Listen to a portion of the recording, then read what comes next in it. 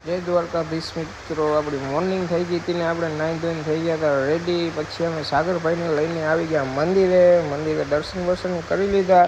સાગરભાઈને અગરબત્તી કરવાની હતી, અગરબત્તી કરીને અમે આવી ગયા દુકાને આવી ગયા. દુકાને તો આજ માણસો બધા જતા રહ્યા હતા, મોરબીથી આવ્યા હતા તે પાછા ભાગી ગયા હતા. દુકાન લાગતી હતી હુલી. પછી અમે બે ભાઈએ કરી નાખ્યું ગાડીનું કેરિયર. હાર્દિકભાઈ વેલ્ડિંગ કરતા હતા અને સચિનભાઈ કટિંગ કરતા હતા. પછી અમારે બાજુવાળો ગેટ બનાવવા લાગી ગયો. મેં કીધું તું જીસીબીનું કામ કર, ગેટ બનાવીશ તો અમે ક્યાં જશી. પછી નીકળી ગયા જમવા. પછી અમે જમવા નીકળી ગયા. પછી અમે જમીને પાછા આવ્યા તો રસ્તામાં પહોંચ્યા તો સંજયભાઈ કે આપણી દુકાને આવજો, તો અમે સંજયભાઈની દુકાને પહોંચી ગયા.